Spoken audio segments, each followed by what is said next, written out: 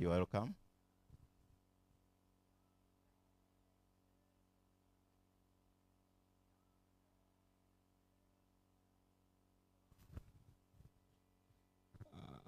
Professor Musenguzzi, Dr. Augustus, and our dear lecturers, and the student body at large, good morning.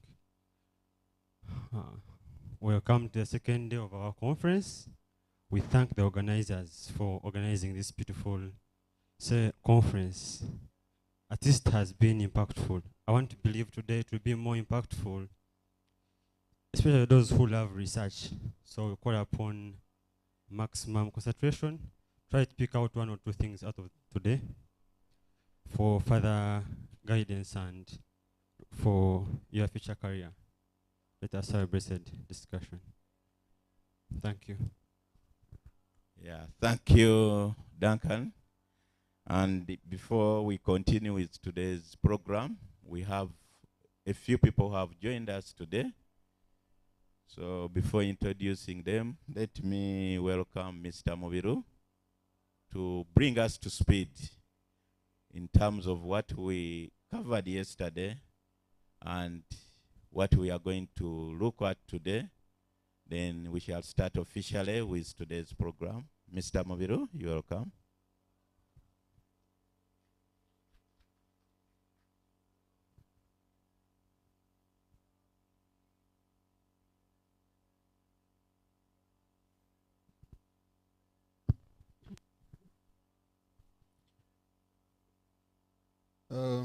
Dear guests, our dean and fellow staff, inclusive of the students, good morning and you are very much welcome. I have said good morning. Now,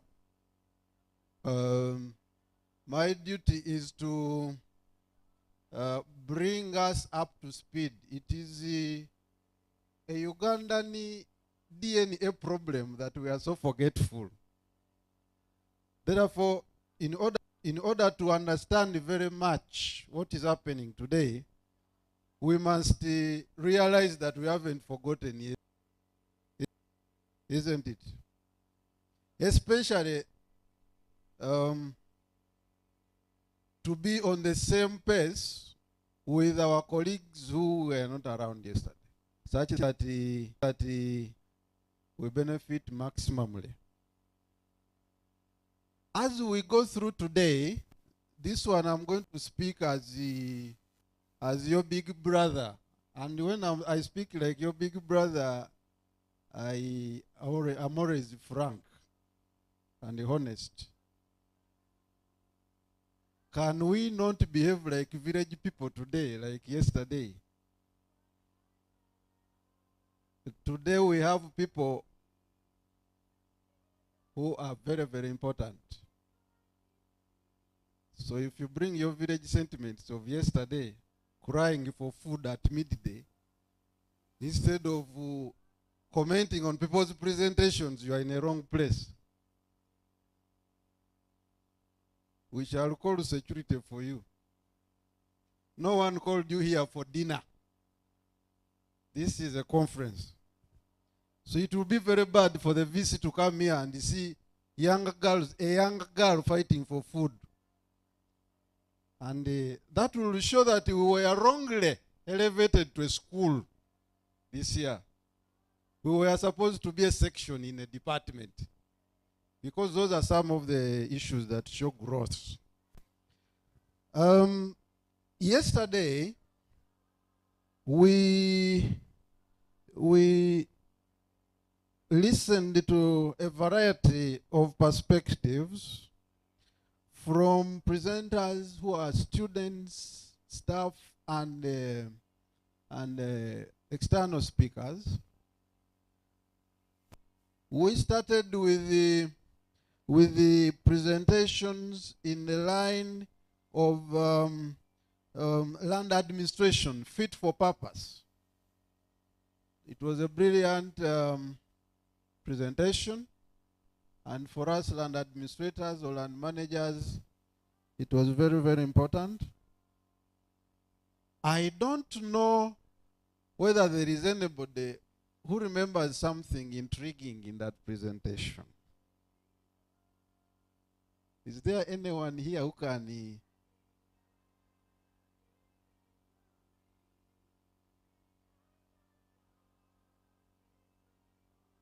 Did you come after the presentation? The fit for purpose presentation by Mr. Mwesige. Strategy for addressing Uganda's land tenure security challenges. Some of those issues that were discussed are those aspects of maneuvering the challenges of the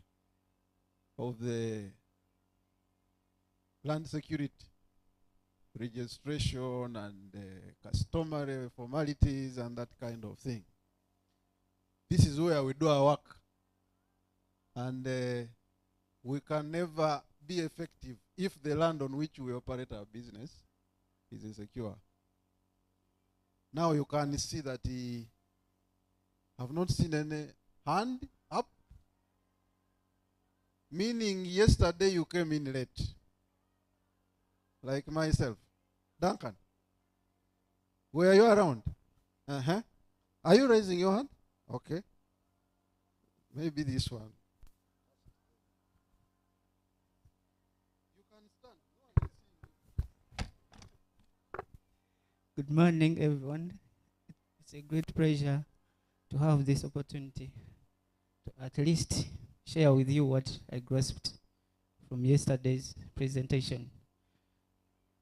What I noted is that in land administration, there are three key aspects as were discussed, and these were spatial, legal, and then institution.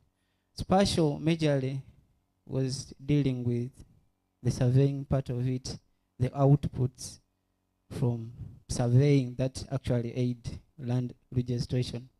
And then the legal was actually talking about the policies, the laws, and it was clearly indicated on how these policies are outdated, on how these policies actually have gaps, and they need to be adjusted or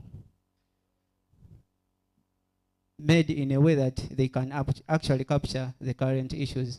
And then the other one was institutional. This was actually dealing with the offices that deal in land matters. And the same was actually being discussed on the issues and actually the gaps. He talked of corruption and so many other aspects. So it was actually pointing out the gaps in those three aspects that actually need immediate attention so that people in this country can actually secure their rights on land. Thank you. My name is Sam Julius. Sancti what? Kisambu. Can you clap for Kisambu? You can realize that land administration, solving that challenge that was being presented yesterday, is not 100% a geomatics segment. You have a land management segment. You have even the technological segment that doesn't belong this way or the other side.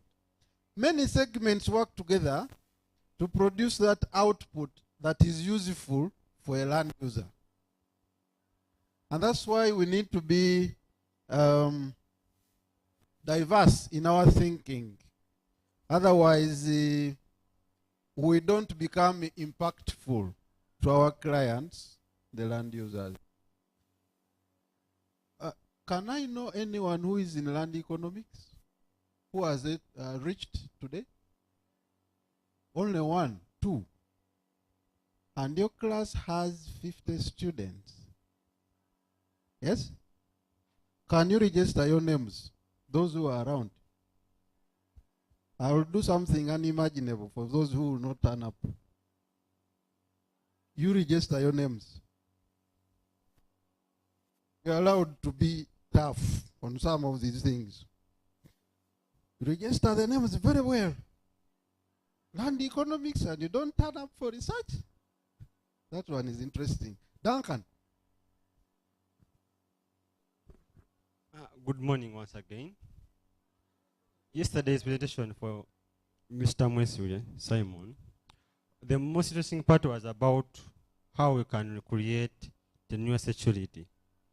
The critical example he showed was currently, especially land surveyors, our charge for titling goes up to 3 million.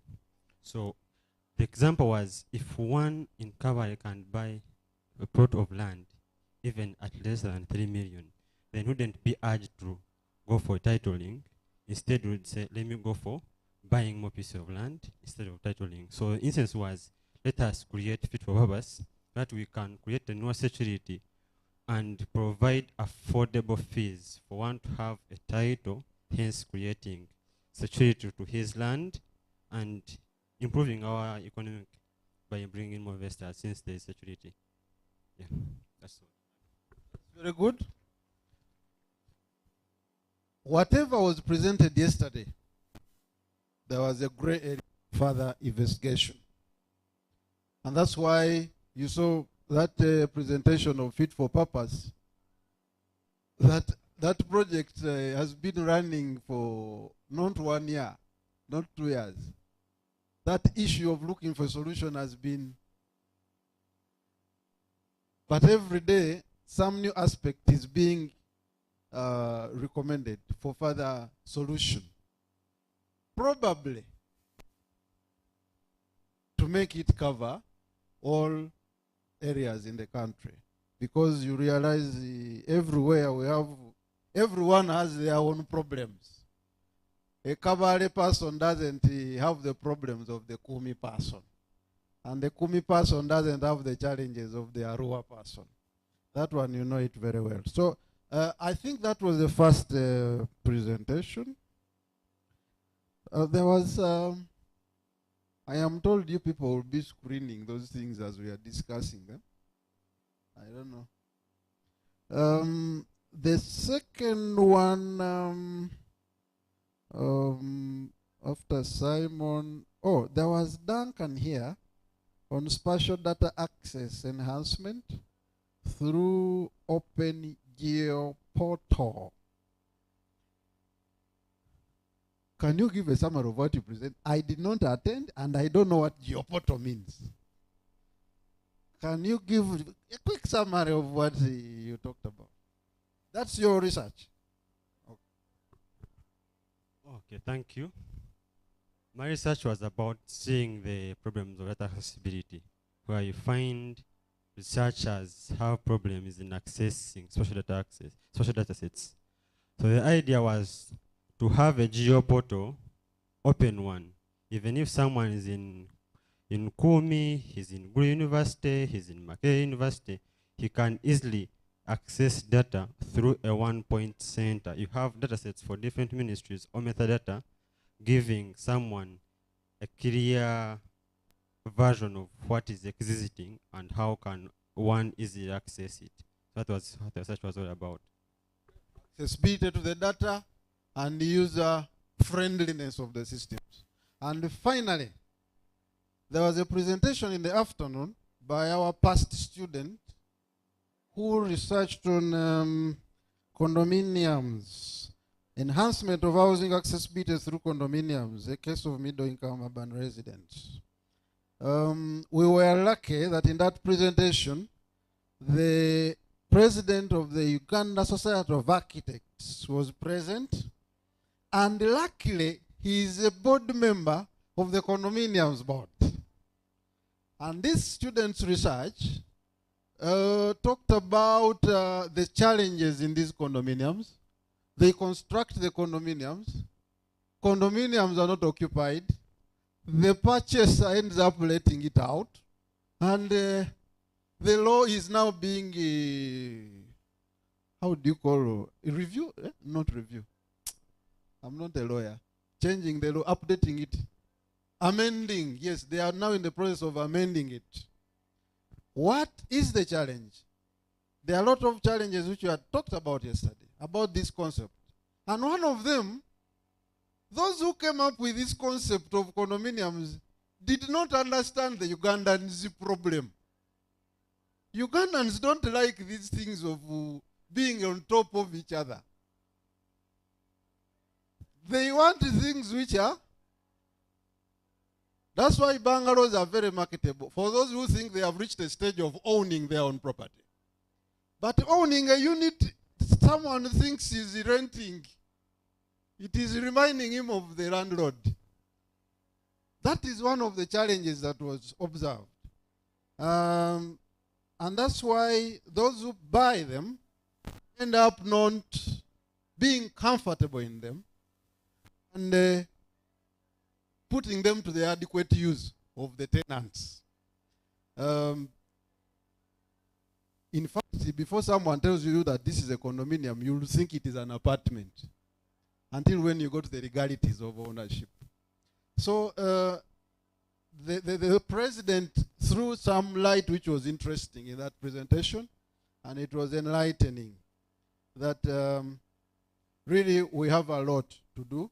Our cultural setup is unfriendly to that. So I'm done with this session. I welcome the visitors, whom I don't have the ability to introduce. So back to you, Mr. Dembele. I thank you very much. Can you clap for me? Thank you, Mr. Mobilu. Mr. Mobilu is a lecturer in the School of Built Environment and currently a PhD student in the University of Dar es Salaam. You're welcome, Mr. Mobilu.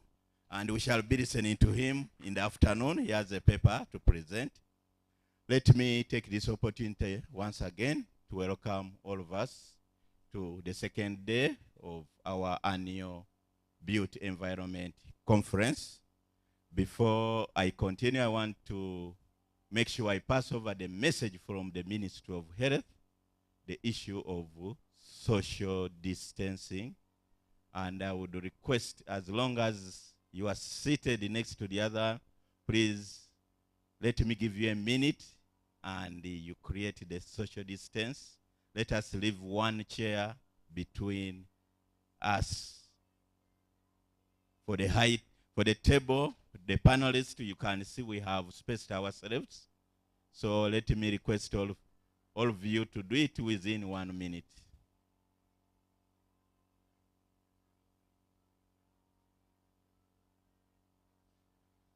Maybe let me stand up to make sure it is done within a minute. There are chairs here. Please just come and occupy this, the middle person. Just come and occupy this. It is very, very important that we don't break our own regulations and guidelines. Thank you. So once again, we have been joined, and let me take this opportunity to welcome our Vice Chancellor, Chambogo University, who is our chief guest for this year's. You're welcome, Professor. Is our chief guest for this year's annual Built Environment Conference, and he will be giving some remarks shortly. But before that, also let me take the opportunity to welcome Professor Moses Musenguzzi, the keynote speaker from Makerere University. Also, let me take the opportunity to welcome the Dean, School of Built Environment, Dr. Augustus Aturinde. You're welcome. And also, let me take the opportunity to welcome some of our senior lecturers within the university. We are joined by Associate Professor Justus Tegeka from School of Science. You're welcome. We are also joined by the President of Association of Architects, Dr. Senablia Emmanuel. You're welcome. And we are joined by different members of staff of the School of Built Environment. We have amongst us on the panel, we have Mr. Kabagambe. You're welcome. We have Madame Maureen Tumusimbe. You're welcome. Have Madame Sophie Naguja. You're welcome. We have Mr. Raymond Luama. You're welcome. And amongst the team here, we have a newly joined member of staff. I had not seen him. He had joined the students' side. Mr. Oundo Stephen, you're welcome. And we have student leaders and the university community. You're welcome to this conference. We are going to start off with our first agenda, which is understanding what is School of Built Environment. And we are going to be having introductory remarks, which are going to be given by none other than Mr. Kabagambe Mafias. You are welcome to give those opening remarks in terms of School of Built Environment. The floor is yours.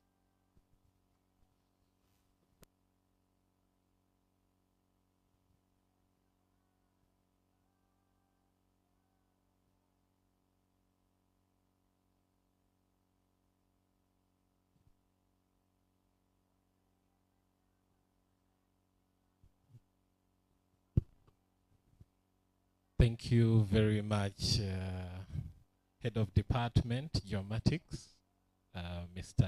Ismail Wadembere. Mine is a very daunting task, particularly to me, because many of you students know that we are more scientific in nature. However, opening remarks, they requested that we approach it in the sense of expressing our journey into structure and where we are hoping to go. My name is Kabagambe Matthias. I'm going to try and make this as painless as possible for the scientists. First, how are we going to approach it? We are going to look at a few important aspects.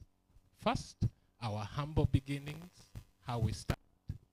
Second, we shall see the older and more humble beginnings. Third, we shall see our true identity. Fourth and fifth will be while we were under Faculty of Engineering. And then the new humble beginnings in a new phase. And sixth will be the new frontiers that we hope to visit. Seventh will be our student statistics. Eighth will be the conclusions, and then we shall have some special thanks. And we shall open up or conclude. I'm going to try and make this about 7 or 8 minutes session, so bear with the speed that I'm going to move at. First, our formation history. Now, Chambogo University, as you know, was started based on the Universities and Tertiary Institutions Act of 2001 and constituted eventually in 2003. It came about as a merger between PK, ITEC, and UNISE. UPK is actually more interesting to us because it was initially known as Uganda Polytechnic Chambogo. Then we have ITEC, which was Institute of Teachers Education in Chambogo. Then Uganda National Institute of Special Education, UNISE. So, since UPK is where we have most of our leaning, let us delve just briefly, in about 30 seconds, on the history of UPK. First of all, it started as a small, very small technical institute. This technical institute was actually on Makerere Hill. That's about 1928. Then in 1957, that technical institute was then transferred to the Chambogo Hill. And it came as Kampala Technical Institute. Then, around 1958, we got the UPK renamed to Uganda Technical College. It's important that you keep up with this history, because someone that does not know where he came from might think he's standing in shallow waters. We are in very deep waters right now. That technical college then became Uganda Polytechnic, Chambogo. And that was one of the major constituents that formed the merger, Chambogo University, around 2003. In the words of Martin Luther King Jr., we are not makers of history, but rather we are made by history. And you can see that our history is quite deep, rooted, and rich. Then, what is our identity now? How do we identify ourselves as Chambogo University, and more particularly as the School of Built Environment? Here, I rely on our council, on our university council, which has the vision for Chambogo University to be the center of academic and professional excellence. The mission is to advance and promote knowledge and development of skills in science, technology, and education, and such other fields, having regard to and not quality, equity, progress, and transformation of society. The motto, as you all know, on all badges, knowledge and skills for service. Knowledge is not enough. You need to be skilled and use that for service. Next, and I'm going really fast, so let's keep up. So, our history. While we were still in Faculty of Engineering, we were under the Department of Civil and Building Engineering. And we had our very first inceptual diploma, that is Diploma in Architecture, around 2001. That was the first intake. These have since graduated, since done many great things. Some of them have even come back. Some of them have progressed further, but we are very glad that that was started. Next, we had Bachelor of Science in Land Information Systems. Our first intake was about 2003. I will tell you a little bit more about that class. Unfortunately, time. Next, we had the Bachelor of Science in Building Economics. Also, the first intake was in 2003. Then we had Land Economics coming in, starting at about 2006. Then a little few years passed on, and then we left the Department of Civil and Building Engineering and started the Department of Lands and Architecture Studies. And under that department, we had all the above 4 programs. And around 2010, a program was developed and eventually constituted and approved. And the first intake for Bachelor of Architecture started in 2014. Those students have also since graduated, and they are moving on to do great things.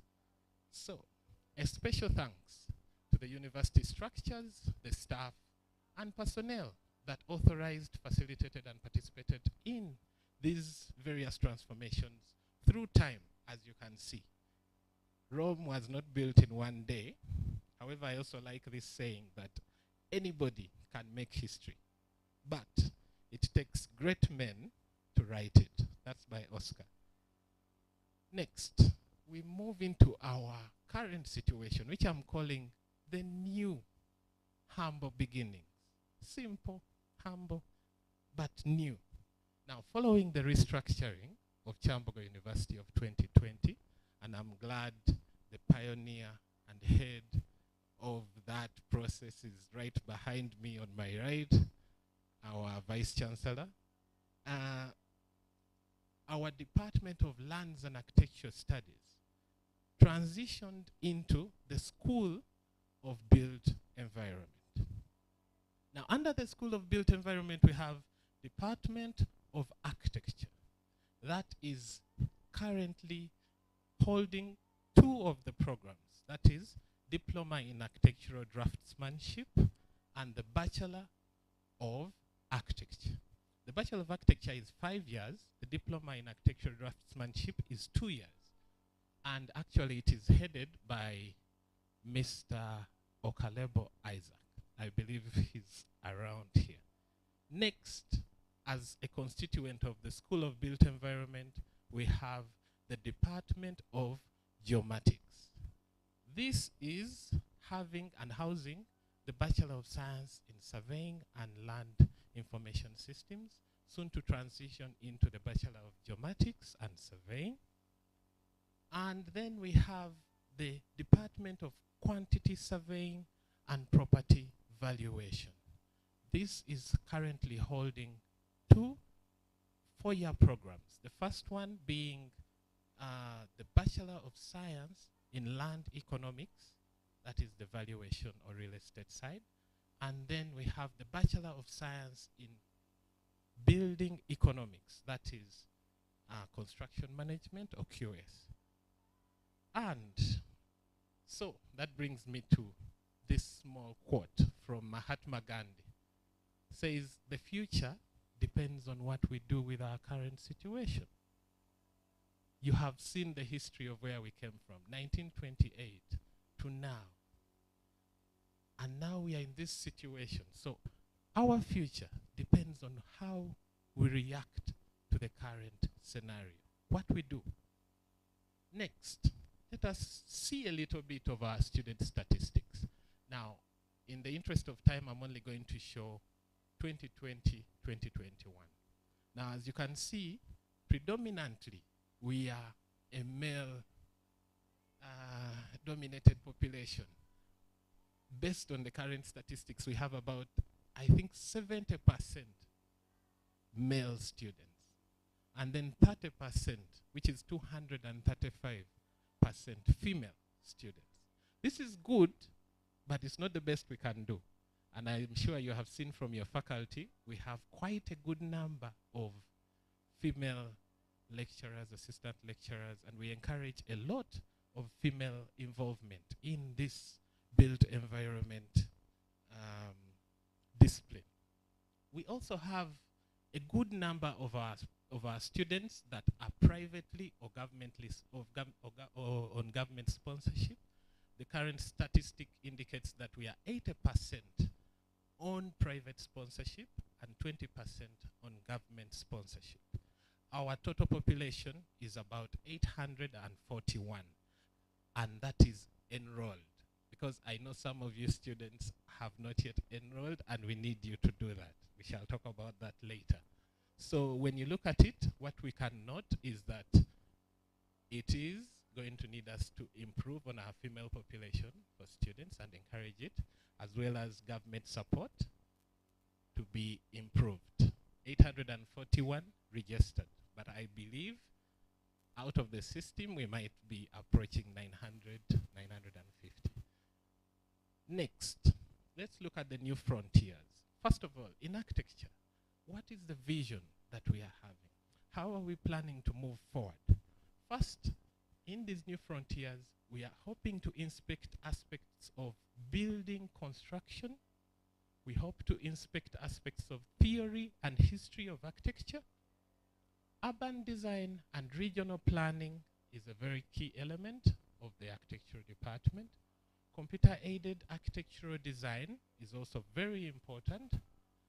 Building technology and building physics, very important and often neglected, especially in our markets. History of building conservation, we are also looking into that.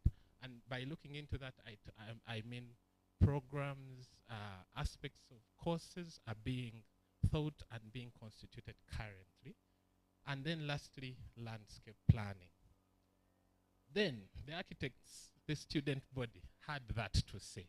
Yesterday when I was joking with them, they were saying, you see, engineers are big, and they are the biggest, but they also need their heroes. Who is the hero to an engineer? The architect. So it's a small pun. Allow me make it. Let me move forward. On the new frontier, we also have the Department of Geomatics. Now, geomatics is quite wide because we have geomatics itself, which is just measurement, analysis, and management of data relating to our environment, the earth and the built environment generally. Then we have geoinformatics, which is the science and the technology which develops and utilizes the information obtained from geomatics. Then we have, of course, geodesy, which is the study that requires us to look at accurately assessing the Earth's properties, its geometric shape, and things like that. So those are the three major categories of the frontier in geomatics that are going to be explored. And that was the message from our land surveyors, the student fraternity.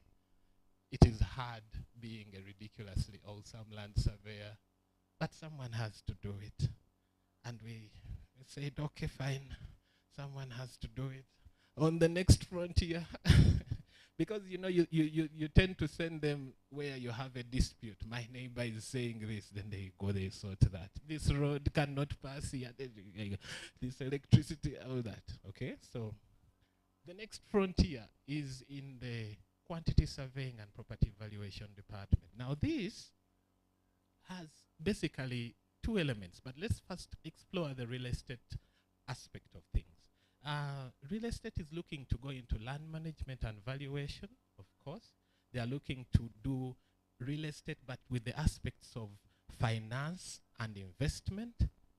Then there's property and facilities management.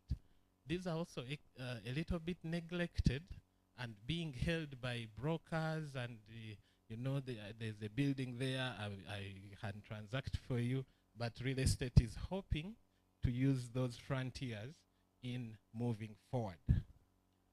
And their message was, allow them to look deeper so that you don't fall prey to failure to assess market value while you are in transactions. Then we have construction economics and management.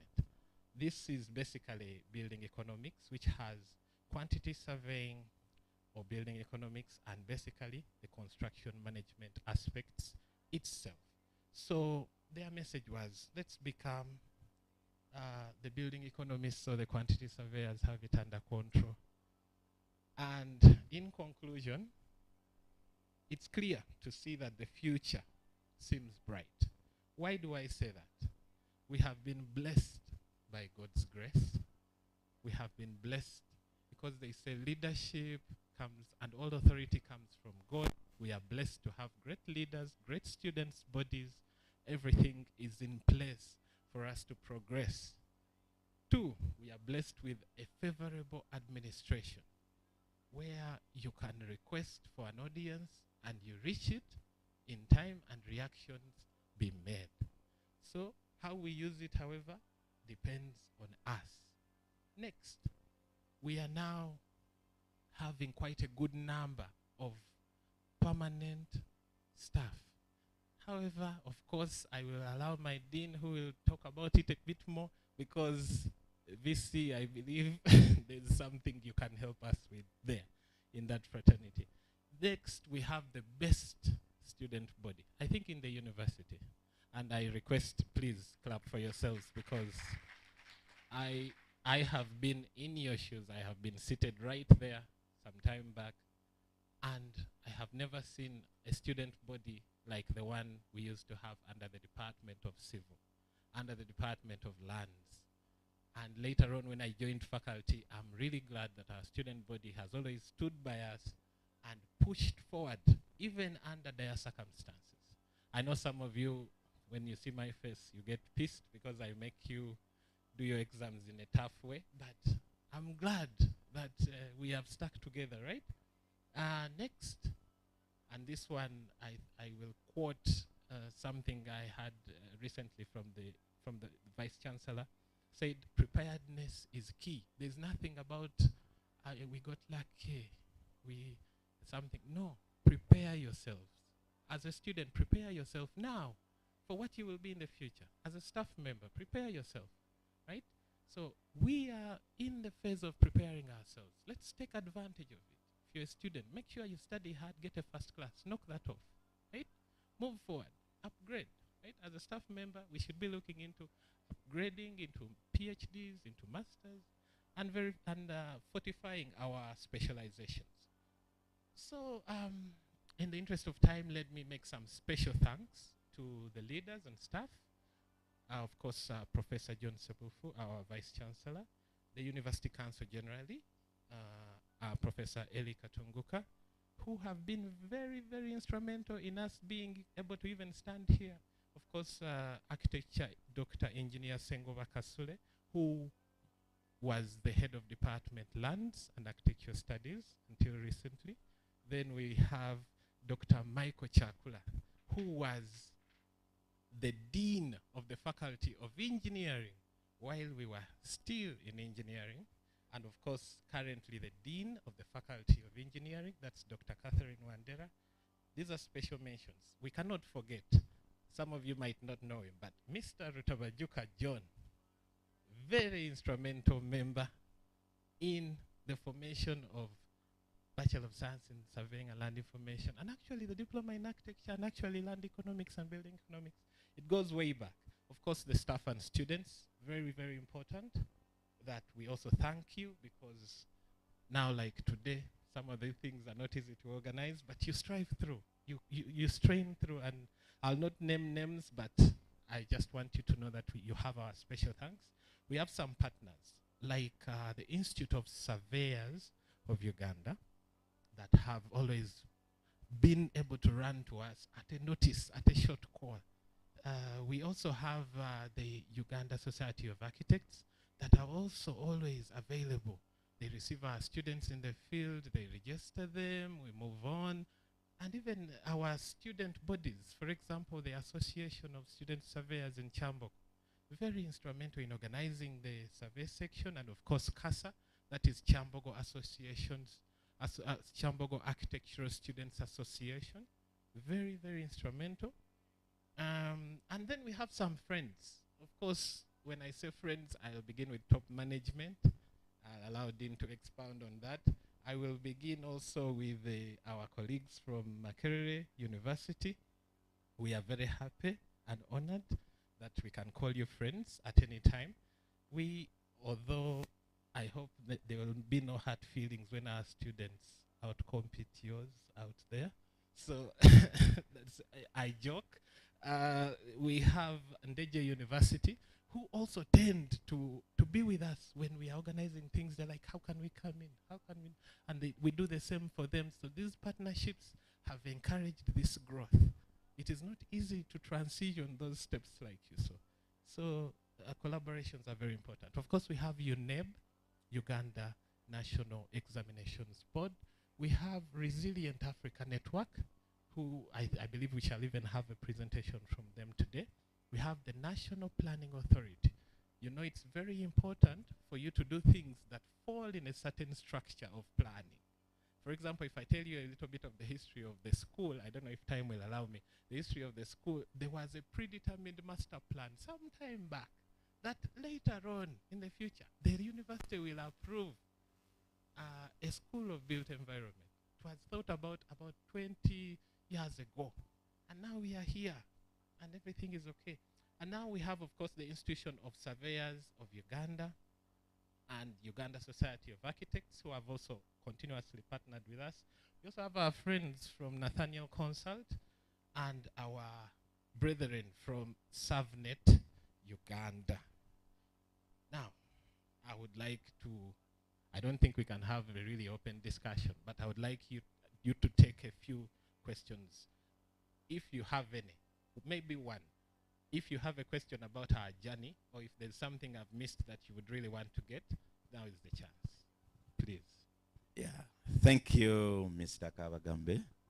I think for questions, let us pause them for now so that we can hear from the Dean first. Okay. But before, so let us thank Mr. Kabagambe for the history, well elaborated. Thank you, Mr. Kabagambe. You're welcome. Please, questions are going to come. Please take a seat. But before we invite our Dean to give us a few remarks, who will in turn invite the Vice Chancellor, let me take the opportunity to recognize the following. We have Dr. Nathan Chiwami, the President, Institute of Uganda Surveyors. You are welcome, sir, and we are glad you are here, and we shall be hearing from him later in the afternoon. You are welcome, President. Let me also take the opportunity to recognize the head of Department of Geography, Chambogo University, Dr. Baraza Bernard. You're welcome, Doctor. Also, let me take the opportunity to welcome and to recognize Dr. Aran from the Department of Geomatics, Makerere University. You're welcome, Doctor. So you can confirm what Mr. Kabagambe was saying, the collaboration. And as you saw the logos, the faces are here, and you are going to hear from all those I've just mentioned. So let me take the opportunity to welcome the Dean, School of Built Environment, Dr. Augustus Aturinde. You're welcome to give your remarks. And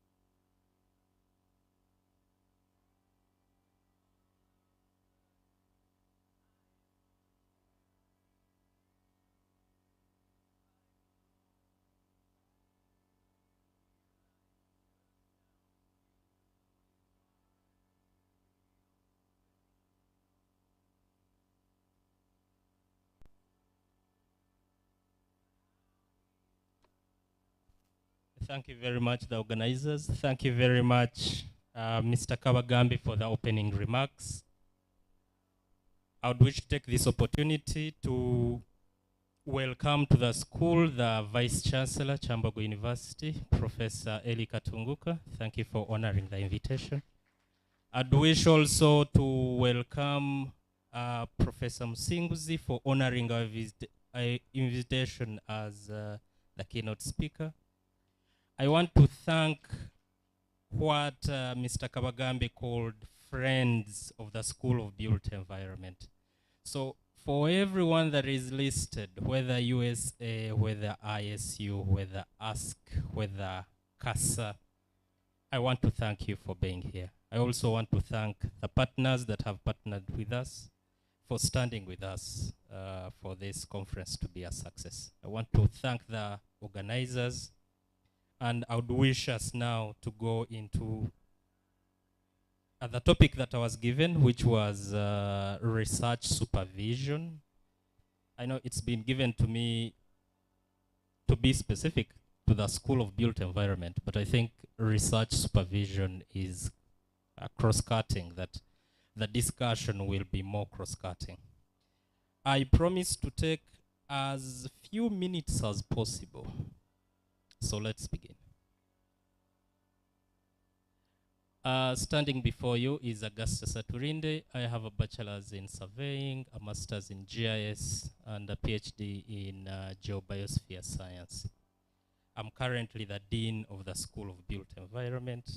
I think that most of us are possibly aware of that. And for those that are not yet, then that's the detail. For the content of the discussion, as I've already said, I promise to make it very short. So we'll look at the conference theme for this conference. We'll look at the research component within that theme. We'll look at a little bit of the research at the universities with emphasis to Chambogo University. We'll look at research supervision and why research supervision is important. And then we'll look at some of the challenges, the benefits, and the best practices. So the theme for this conference is positioning built environment research in National Development Plan 3. So what is this National Development Plan 3? Remember, there was 1, there was 2, and now we are currently on 3. That is moving from 2020 to 2025. So National Development Plan 3 is the third in a series of 6 national development plans that will guide the nation in delivering the aspirations articulated in Vision 2020. So then, what is this Vision 2020? The vision is that within 30 years, we'll have a transformed Ugandan society from the peasant society that we, according to the framers, are, to a modern and prosperous country. And that should take us around 30 years. The implementation of that requires strengthening our capacity in the fundamentals of infrastructure, science, technology, engineering and innovation, land use and management, urbanization, human resource, peace, security and defense. I've highlighted the infrastructure, the science, technology, engineering, innovation, land use and management, and urbanization for very obvious reasons. Mainly because as a school of built environment, we respond to that vision and we are very specific to input and improve and research in areas of infrastructure, science, technology, engineering, and innovation, areas of land use and land management, as the presenters will be presenting for this day, and also in areas of urbanization. So, knowing that there are around 1, 2, 3, 4, 5, 6 areas, and we are specific to 4 of them, it tells you how influential we can be within this development plan. So, as a school of built environment, as articulated by the opening remarks of Mr. Kabagambe, we offer specialized teaching, training, innovation, and research in architecture, building economics. For some other settings, that course is called quantity surveying. Now, we had a good discussion with some members of the Senate in one of the committees in trying to equate those 2 words. And actually, probably I shouldn't say it, but let me say it. There was a student of quantity surveying that was refused from becoming a master's student simply because what was listed was building economics. So I think that's important to state that those 2 are actually the same. And we also offer specialized training, teaching, innovation, and research in surveying and geomatics and land economics. And that deals with real estate and property valuation. But I think the specialists in that field tend to call it appraisal. I think real estate and property appraisal, something close to that. Mr. Moviru can testify, he's smiling. So the fields of architecture, building economics speak to mainly urbanization and infrastructure, but then also geomatics speaks there in one way or the other. And then surveying and geomatics plus land economics tend to speak more to land use and land management. And all those speak to science, technology, engineering, and innovation.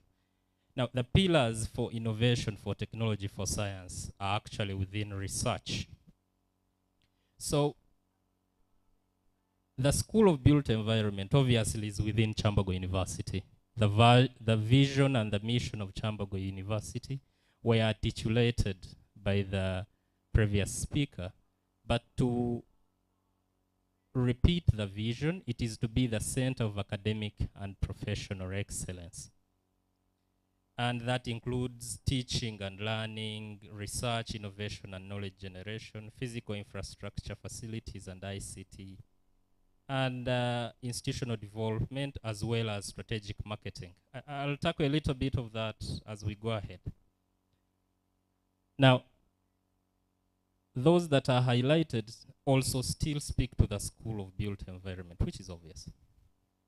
As we have already said, science, technology, engineering, and innovation, they are driven by research.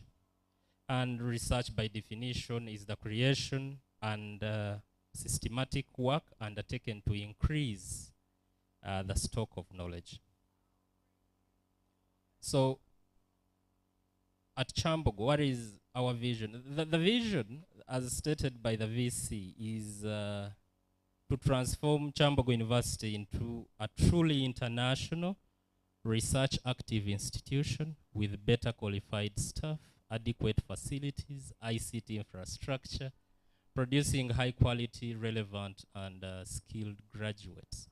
So that is the vision as stated by the VC. But to realize this vision, we need people that guide this research active institution, and that entails having research supervisors. Now, in very simple terms, scientific writing is simply thinking in words, but these words have to be directed, and that's the need for supervision. As you're aware, the more senior you become, the more you become more qualified to supervise. And so that table shows the staff of Chambogo University. And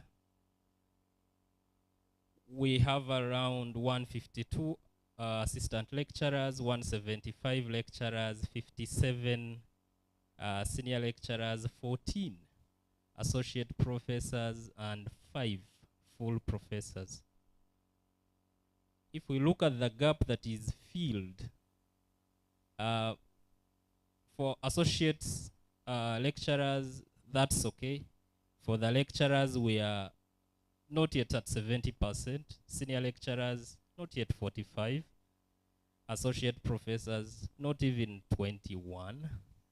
And professors were simply at 13.5%.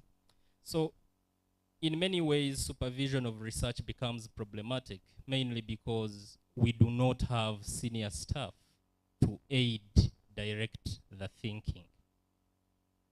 But as we've already heard, this is a humble beginning, and we appreciate this humble beginning. It's only that we look forward to the time when some of these positions will be filled. So, in the face of limited senior staff filling up the academic ladders, we tend to have the juniors that fill up those gaps. But most importantly, we tend to have them very overwhelmed by the numbers. And this leads to what I've called loosely coupled supervision. That is where you're supervising a student, but in many ways you're not in touch with his research. So because the numbers are very big, you tend to get that problem where the supervisor is attached to the student, but then the working is quite loose.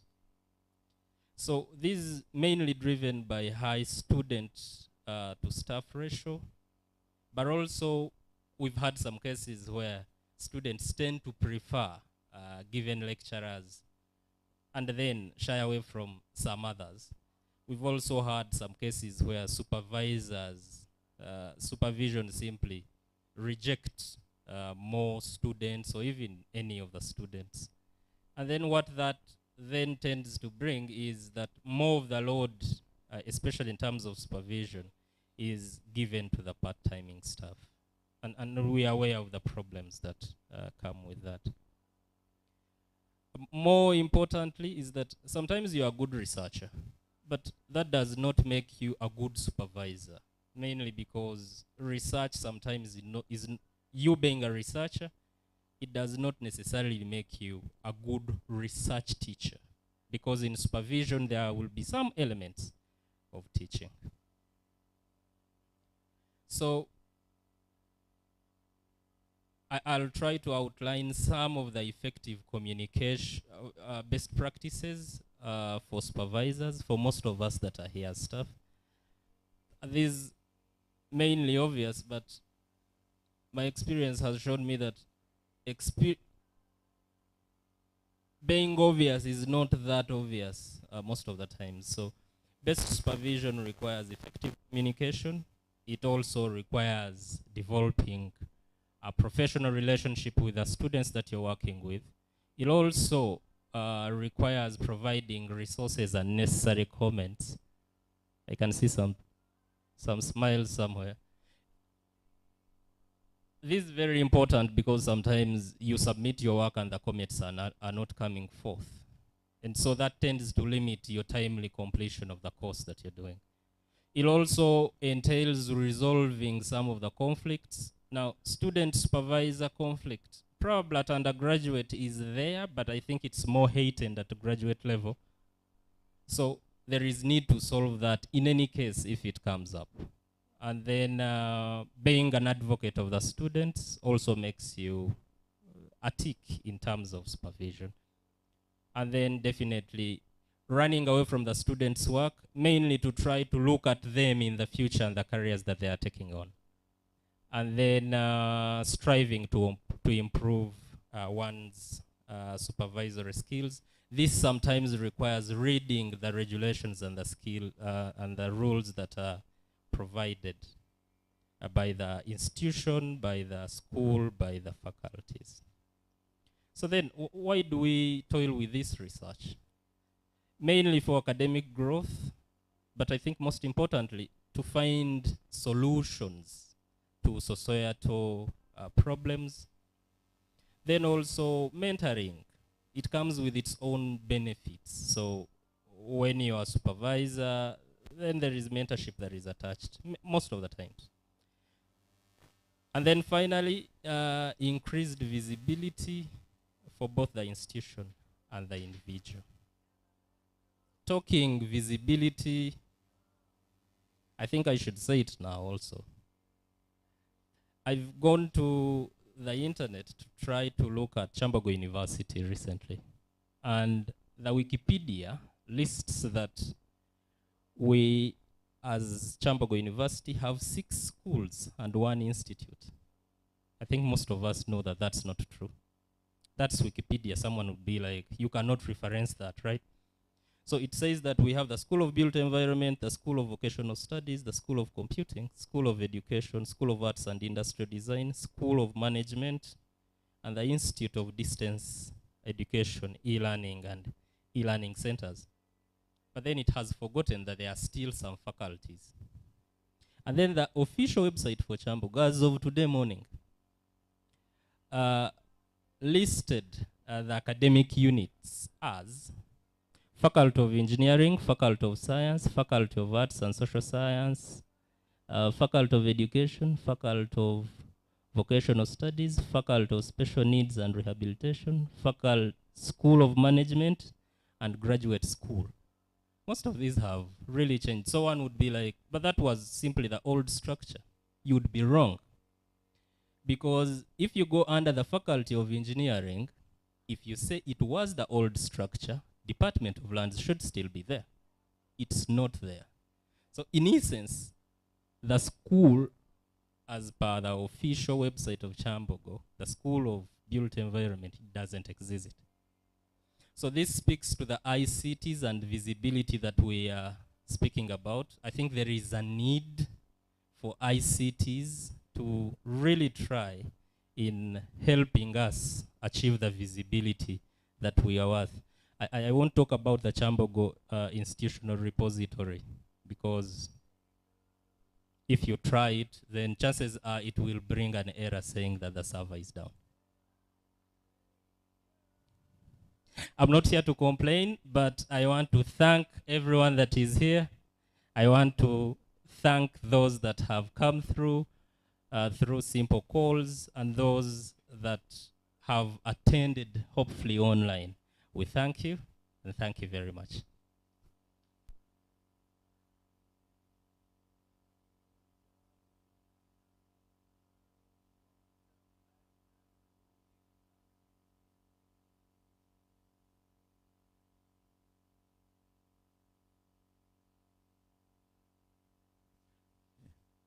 Okay.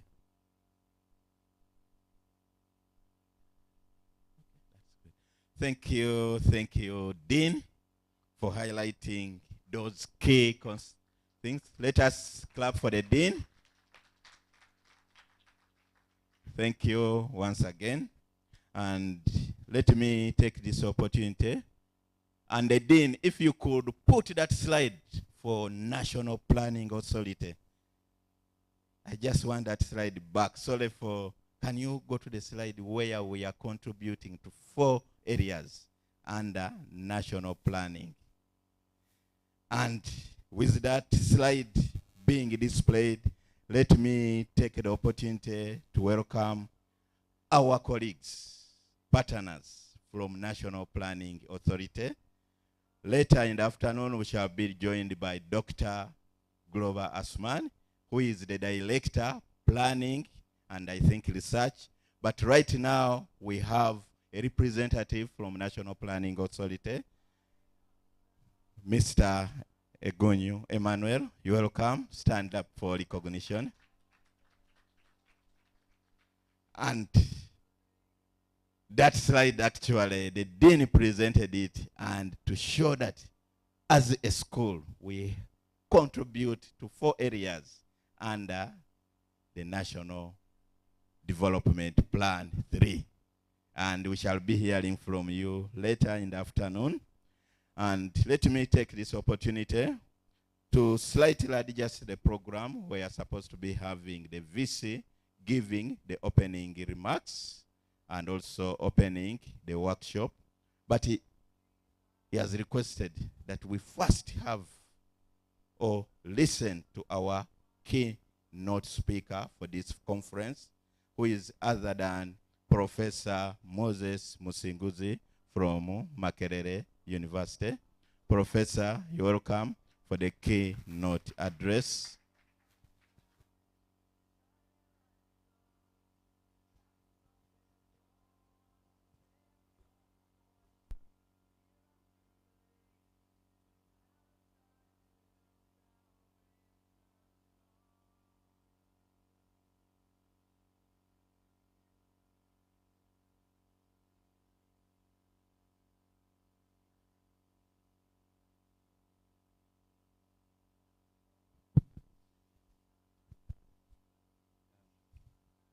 Thank you very much, Master of Ceremonies, the Vice Chancellor, Chambogo University, the Dean of the School of the Built Environment, the heads of departments of the various units here, senior members of staff of Chambogo University, and senior researchers, invited guests, and the students community, ladies and gentlemen. My name is Moses Musenguzzi. I work with Makerere University, and until recently I was the Dean of the School of the Built Environment, but my contract ended, so I'm now a senior researcher and an academician within the university. I'm very glad because when I'm here at Chambogo University, I don't feel any difference because basically I've worked with everybody here and I've interacted with almost everybody. I would like to thank the Vice Chancellor because the Vice Chancellor, Professor Erika Tunguka, is the one who set up the research portfolio at Makerere University. Actually, I'm one of the beneficiaries of your good research coordination skills because my PhD was as a result of the project that was supported by CEDA, which you actually coordinated very well. And I'm very sure all these changes, which are aiming at improving research coordination and research at Chambogo University, are really in very good hands under your coordination. Of course, you also need an environment. Once in a while, I read in the newspapers that there is a lot of running here and there. Normally, if there is a lot of running, even if you have very good leaders, they will not deliver to their potential.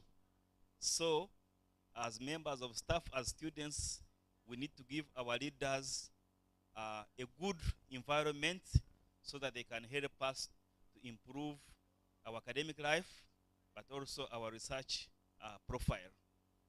I'm also happy because when I came in the morning, I came a little bit earlier, and Mr. Kabagambe took me around.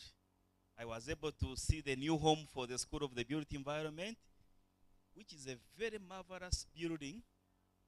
And when you see these buildings, also I want to say, this is management. The buildings don't come out of the blue. There is a lot of negotiation, a lot of lobbying. This building, I think, was supported by ADB, if I'm not wrong. And I know that Chambogo University actually got a good share of that funding. I was also involved from Makerere side, and in fact, I traveled with Professor Chakua, I don't know whether he's around, to various places to inspect the equipment which they were going to bring. So I'm very confident that actually you are going to improve your teaching and research profile with the new facilities. I've also been lucky to have done some tour of research and teaching facilities within the region. I've acted as external examiner for RD University in Dar es Salaam and also University of Dar es Salaam in Tanzania, but also University of Nairobi. And I can tell you, in terms of facilities, you are really very much competitive and comparable to other universities in the region, if not much better.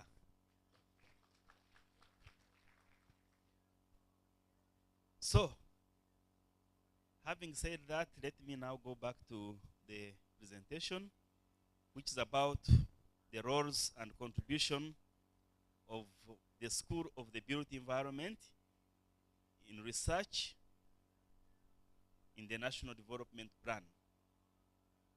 I've also been lucky, I'm always lucky, as usual, to have worked with the National Planning Authority on many aspects, including capacity building of the staff who are involved in spatial planning, but also in drafting the National Spatial Data Infrastructure policy, which is now before review by Cabinet.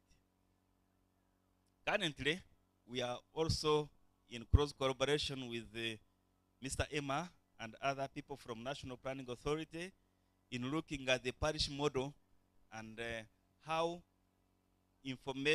spatial information systems can help to support the implementation of the parish development model. So my outline of presentation is going to be as follows. I'll talk about the built environment. What is the built environment? Why is there so much interest in the built environment?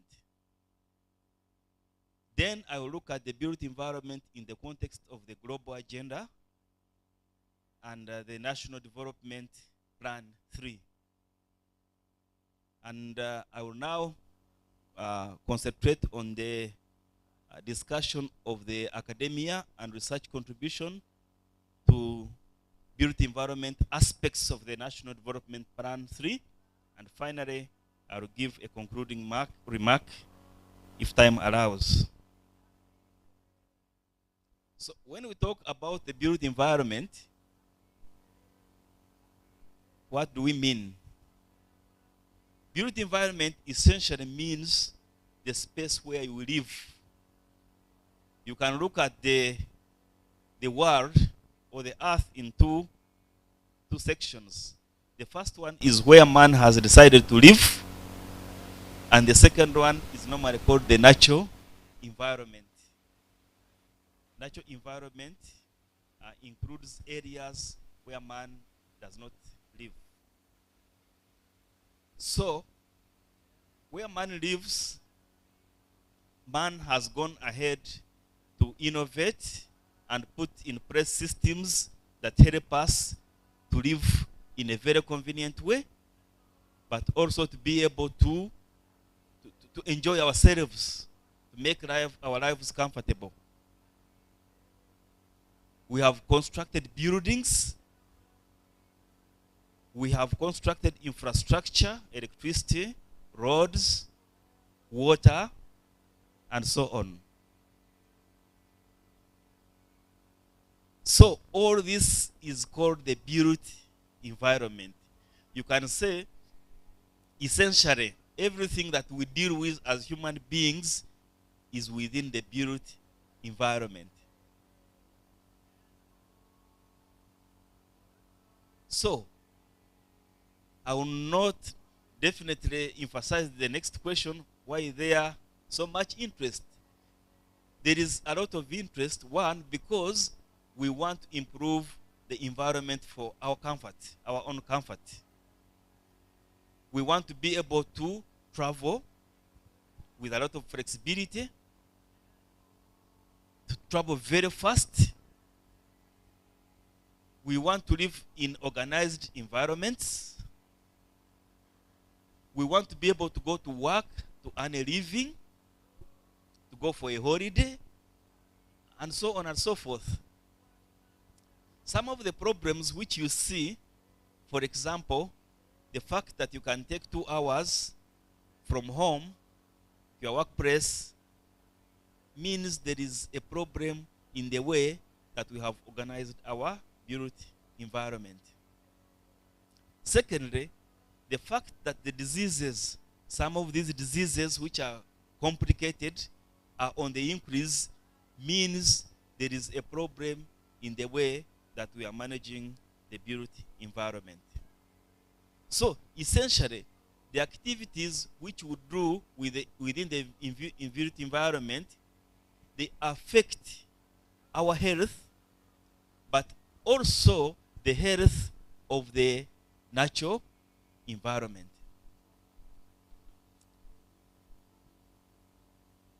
We have fragile ecosystems, and these ecosystems, they perform functions that we don't even see, but they are working. But we have gone ahead to encroach those fragile ecosystems.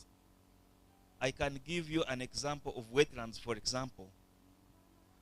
We have built in the wetlands. Why? We have built in the wetlands because we have utilized the drylands, and we look at wetlands as cheaper alternatives for accessibility of land for development.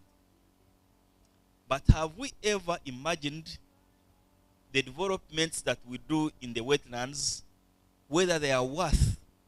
Because you don't know what the wetland, in terms of the economic value, or in terms of the value what the wetland provides.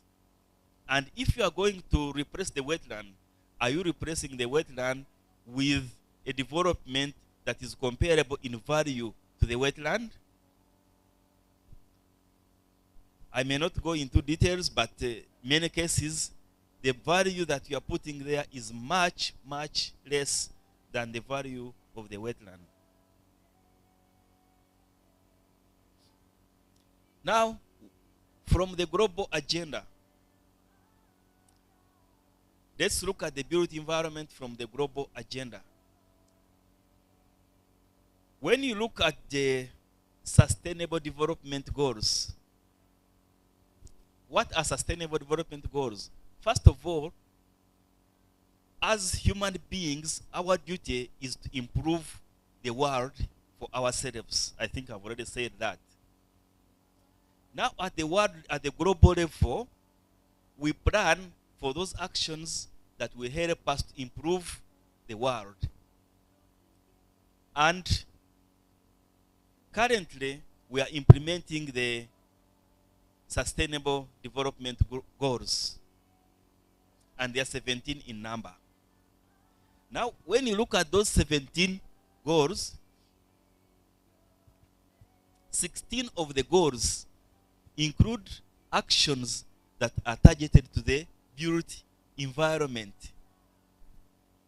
So that means the built environment is the most important aspect of the national agenda.